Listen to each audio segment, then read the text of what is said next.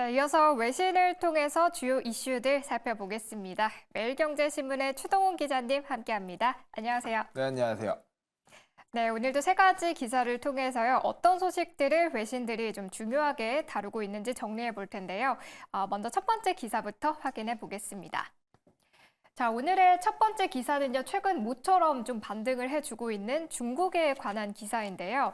자, 지난주만 해도요, 중국이 경기 부양책에 대한 좀 회의감으로 가득한 상황이었습니다. 그런데 이번 주 들어서 이 당국이 증시 부양에 적극적인 행보를 보이면서 중화권 지수가 연일 급등하고 있는데요. 오늘도 중국에서는 본토 지수들이 모두 3%대 급등을 했습니다. 자, 이번에는 지준율 인하 카드를 꺼내 들었는데요. 좀 어느 정도 효과가 예상이 되고 있는지 좀 짚어볼까요? 네, 맞습니다. 중국에서 이제는 움직여야겠다라는 판단을 했는 것으로 보입니다. 연초부터 중국을 중심으로 아시아 증시가 흔들리다 보니까 이러한 부분에 대해서는 대책이 필요하다라는 지적이 계속해서 나왔었는데요. 자, 지급 준비율이라고 불리는 이 비율을 0.5%포인트가량 내달에 내린다라는 발표가 나왔습니다. 지급 준비율을 줄여서 지준율이라고 하는데요. 시중은행들이 중앙은행, 중국의 중앙은행으로 예치해야 하는 예금액의 비율을 뜻합니다. 이것을 어떻게 낮출 것인가에 대한 이야기를 해봐야 될 것 같은데요. 6.9%까지 낮아질 것으로 보입니다. 그에 대한 가능성이 계속해서 커지고 있는 상황이라고 보시면 될 것 같고, 자, 인민은행에서는 3월과 9월 달에 지준율을 0.25%포인트가량 낮춘 적이 있습니다. 그랬던 것들을 이번에 한 번에 0.5%포인트나 낮춘다는 것, 그만큼 시장에서 위기감이 커지고 있다는 것으로 분석되고 있는데요. 이 지준율을 낮춘다라는 것을 어떻게 해석을 해야 되냐면요. 시중은행에서 중앙은행으로 줘야 되는 예금액이 낮아지는 만큼 결국에는 시중은행에서 일반 시민들에게 풀 수 있는 돈이 많다라는 뜻으로 해석할 수 있는 것입니다. 그만큼 유동성을 공급해서 이러한 자금들이 증시시장이나 여러 곳곳에 활용될 수 있는 방안들을 마련할 기회가 있다라는 점으로 긍정적으로 평가받고 있습니다. 자, 이렇게 퍼센트지가 많이 낮은 것도 굉장히 주목을 받고 있는데 뿐만 아니라 이와 더불어서 중국의 인민은행 총재가 직접 이를 발표했다라는 것도 주목받고 있습니다. 아무래도 지금까지는요, 국무원이라고 불리는 중앙정부에서 지준율을 낮추겠다라는 발표를 하고 이게 자연스럽게 반영되는 식으로 이야기가 되어 왔었습니다. 하지만 이번에는 중앙은행이죠. 인민은행 총재가 직접 지준율을 낮춘다라는 발표를 함으로써 이에 대해서 너무 중앙정부 집권적으로 결정이 하는 모양새를 조금 누그러뜨리려는 의도가 있었다라는 분석도 나오고 있습니다.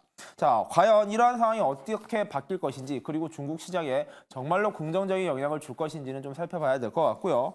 중국의 본토 홍콩 증시는 21년 고점 대비로 해서 무려 6조 달러 가량이 빠지고 있다라는 분석 자료가 나오고 있습니다. 문제는 이 영향이 이제 한국의 증시에도 미치고 있다라는 점인데요. 중장기적으로는 중국 증시가 잘 살아나야 한국 그리고 전 세계 증시에도 긍정적 영향을 미칠 수 있다라는 점에서 이번 지준율 인하가 중국 정부의 어떠한 모양새의 변화로 이어질지도 살펴봐야 될 것 같습니다. 네, 이렇게 오늘 첫 번째 기사로는요, 중국이 인민은행이 0.05%의 지준율 인하를 결정했고, 당국도 여러 가지 부양책을 검토하고 있다라는 내용 살펴봤습니다. 이 중화권 지수 3거래일 연속 급등하고 있다라는 내용까지 함께 체크를 해주시면 좋을 것 같습니다. 자, 그럼 이어서 두 번째 기사로 넘어가 보도록 하겠습니다. 자, 오늘의 두 번째 기사는요, 테슬라에 관한 기사입니다. 자, 지금 기사를 보시면요, 2025년에 새로운 전기차를 준비하고 있다라는 내용인데요. 자, 그런데 그 전에 좀 실적에 대한 내용부터 정리를 해볼까요? 네, 뉴스는 바로 새로운 자동차를 판매한다라는 것인데 그 앞서 어닝 쇼크에 대한 이야기는 많이 다뤄지고 있었습니다. 간단하게만 정리해보려 하는데요. 실적 발표가 있었습니다. 지난해 4분기의 실적이고요. 테슬라가 매출 251억 달러를 기록했다라고 발표를 하면서 시장의 전망치였던 256억 달러보다 한창 못 미친 숫자가 나왔습니다. 일종의 어닝 쇼크가 나온 셈인데요. 매출뿐만 아니라 EPS도 안 좋게 나왔는데 특히 안 좋게 나온 것이 있습니다. 바로 영업이익률인데요. 영업이익률이 8.2%에 그치면서 전년 동기였던 16% 대비 약 절반 가까이 줄어든 것입니다. 이는 어느 정도 예상이 되어 왔었습니다. 바로 마진율이 낮아진 이유, 최근에 테슬라가 차량 가격을 계속해서 낮췄던 이유 때문인데요. 그로 인해 인해서 마진율이 낮아진다라는 것은 결국에 테슬라의 이익 구조를 더 나쁘게 하는 영향을 미쳤다라는 분석으로 이어지고 있고요. 207달러로 마감됐었던 테슬라 주가는 이번 실적 발표 직후에 계속해서 떨어지면서 제가 금방 확인한 것만 해도 프리마켓에서 8.63%나 빠져서 200달러 선 벽이 무너진 것뿐만 아니라 190달러 선까지 무너진 상황입니다. 과연 이 테슬라의 위기 어떻게 될 것인가? 지금 연초부터 굉장히 큰 위기가 크게 오는 분위기입니다. 네, 이렇게 먼저 테슬라의 4분기 어닝 쇼크에 대한 내용 먼저 정리를 해봤고요. 그럼 기사로 돌아와서요. 이번에 새로운 전기차에 대한 내용도 짚어볼까요? 네, 사실 이 당초에 발표가 있었던 내용입니다. 테슬라 쪽에서는요, 저가 전기차 시장에 대한 발표 준비도 계속해 왔었다라고 수년 전부터 이야기를 했었고요. 시장에서는 오히려 이 저가 테슬라 차량에 대한 기대감이 높았던 상황이었습니다. 왜냐하면 이 테슬라가 가지고 있었던 여러 세그먼트 중에서요, 이 저가 시장에 대한 모델은 없었습니다. 만약에 대중 모델인 모델 3에 이어서 저가 차량까지 잘 판매가 될 경우에는요, 전 세계 전기차 시장은 테슬라가 완전히 장악할 것이다라는 기대가 있었기 때문입니다. 하지만 최근의 전기차 시장의 분위기는 계속해서 안 좋은 상황을 연출하고 있죠. 이와 관련된 뉴스도 저희가 여러 차례 전달해 드렸었는데요. 이러한 상황에서 테슬라가 발표한다는 이 저가 전기차는 오히려 테슬라의 발목을 잡을 수 있다라는 우려가 커지기 때문입니다. 앞서 말씀드린 대로 테슬라의 영업 마진율이 떨어진 이유도 바로 가격이나 전략 때문이었다라고 말씀을 드렸는데, 아예 처음부터 저렴한 차량이 계속해서 나오게 되면요, 기존의 모델 3나 모델 X나 S 등 고급 차량, 비싼 차량을 사왔던 수요조차 저가 차량으로 몰리면서 오히려 테슬라에게 악재가 될 수도 있다라는 우려가 커지고 있기 때문입니다. 그럼에도 불구하고요, 테슬라는 2025년까지 이러한 준비를 마치고요, 저가 전기차를 보급하겠다라는 발표는 한 상황입니다. 자, 위기가 기회가 될 수 있는 상황, 항상 위기 속에서 강했던 일론 머스크가 현재의 전기차의 위기를 어떻게 극복할 것인가 관심이 쏠리고 있는 상황이고요. 사실 저가 전기차 시장, 중국 시장과의 경쟁, 중국 기업들과의 경쟁을 더욱더 강화하겠다라는 포석으로도 해석이 되는 만큼 일론 머스크의 이 여러 가지 노림수들이 어떻게 역할을 할지 살펴봐셔야 될 것 같습니다. 네, 이렇게 오늘의 두 번째 기사로는요, 4분기 어닝 쇼크를 기록한 테슬라의 2025년 저가 전기차 전략에 대한 내용까지 함께 정리를 해봤습니다. 자, 그럼 이어서 마지막 기사로 넘어가 보도록 하겠습니다. 자, 오늘의 마지막 기사 체크해 볼 텐데요. 이 메타의 시가총액이 1조 달러를 돌파했다라는 기사입니다. 최근에 미국 증시가 워낙에 좀 좋은 상황인데요. 지금 보시는 것처럼 메타의 시총이 1조 달러를 돌파를 했고요. 또 메타뿐만 아니라 마이크로소프트는 장중에 시총이 3조 달러를 넘어서기도 했습니다. 자, 내용 한번 정리해 볼까요? 사실 좋지 않은 국내 시장에 비해서 미국 시장은 계속 좋은 상황입니다. 특히 미국에서도요, 금방 소개해드렸던 테슬라는 너무 안 좋은 상황인데, 이 테슬라를 빼고 살펴보면 전반적으로 좋은 분위기를 연출하고 있습니다. 자, 메타와 마이크로소프트 이야기를 해주셨는데, 두 개 기업의 공통점이 있죠. 바로 인공지능과 관련된 핵심 섹터주라는 것입니다. 자, 먼저 메타의 이야기를 한번 해보겠습니다. 금방 방긋 웃고 있는 이 마크 저커버그의 얼굴을 보셨는데, 메타의 시가총액이 다시 1조 달러를 돌파했다라는 뉴스가 나왔습니다. 자, 메타 같은 경우에는요, 1조 달러를 처음 넘은 건 아니었습니다. 하지만 이 메타버스를 중심으로 시장을 장악해 나가겠다라는 큰 꿈이 좌절되면서 시가총액이 계속 줄어들었었고요.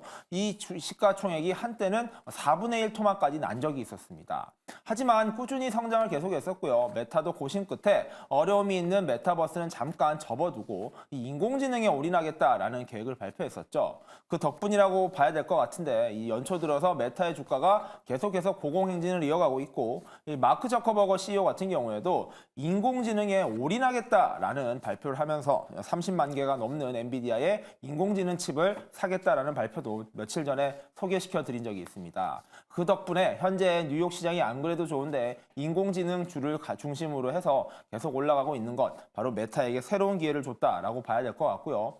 시가총액 1조 달러 같은 경우에는 시장에서 정말 유의미한 가치를 가지고 있습니다. 미국 기업 중에서 이러한 1조 달러가 넘는 기업은 6개에 불과하고요. 이에 이 메타가 같이 다시 돌아왔다라는 점에서는 시장에서는 긍정적으로 평가를 받고 있습니다. 과연 이 메타가 어떻게 더 성장할 수 있을지 성장 모델에 대한 관심도 커지고 있고요. 이와 더불어서 마지막으로 살펴볼 기업, 바로 마이크로소프트입니다. 마이크로소프트 같은 경우에도 한때 시가총액 3조 달러를 돌파했다라는 뉴스가 같은 날 나왔습니다. 자, 시가총액 3조 달러 같은 경우에는요, 전 세계에 유일하게 한 개 기업만 돌파했던 기록을 가지고 있습니다. 바로 그 기업이 최근에 좀 어려운 소식이 나오고 있는 애플인데요. 애플은 미국 증시에서 가장 높은 시가총액을 가지고 있습니다. 3조 달러를 조금 넘어 있는 상황인데요. 이 금액이 올라갔다 내려갔다를 반복하고 있는 상황도 연출되고 있었습니다. 그런 가운데 잠깐이지만 마이크로소프트도 장중에 시가총액 3조 달러를 돌파하면서 3조 달러를 넘었었던 두 개 기업 중에 하나로 이름을 올리게 됐습니다. 사실 며칠 전에는 마이크로소프트가 애플보다도 시가총액이 잠깐 높아졌던 적도 있었습니다. 그만큼 마이크로소프트의 성장은 굉장히 눈에 띄고 있는 상황이고요. 반면에 구글이 아니죠. 현재 애플의 우려는 계속 커지고 있는 상황입니다. 이러한 상황이 계속해서 이어질 경우에 언젠가는 마이크로소프트가 3조 달러를 넘는 것이 아니라 종가 기준으로도 애플을 뛰어넘을 수 있다라는 기대감이 커지고 있는 상황입니다. 그 이유는 잘 알고 계시죠? 바로 인공지능 기술 때문인데요. 마이크로소프트는 오픈 AI와 손을 잡고 계속해서 인공지능 기술을 개발시켜 나가고 있는 상황입니다. 그런 것들에 대한 긍정적인 것을 평가받고 있다라는 점, 그리고 어제도 소개시켜 드렸지만 마이크로소프트는 유럽의 규제에서도 한 발 비껴가 있는 상황입니다. 이러한 독과점 이슈에서조차도 마이크로소프트를 돕고 있는 상황이 이어지다 보니까 향후 마이크로소프트가 계속해서 좋은 기회가 올 것이다라는 뉴스도 나오고 있습니다. 시장은 현재 두 개 기업을 중심으로만 살펴볼 것은 아닌 것 같습니다. 전반적으로 빅테크 기업들의 주가는 다 올라가고 있는 상황이고요. 그런 가운데 현재 테슬라만 주가가 올해 들어서 유일하게 마이너스로 가고 있는 주요 빅테크 기업이라는 점은 현재 투자자들 입장에서 어디 쪽으로 투자 방향을 설정해야 될지 이 포트폴리오를 짜시는데도 굉장히 큰 고민을 주실 것으로 보입니다. 그러나 메타 같은 경우에도요, 가장 어려웠던 시기가 넘어가냐 굉장히 많이 올라버렸습니다. 테슬라 같은 경우에도 지금이 오히려 너무 안 좋은 상황이지만 투자의 기회일 수도 있고요.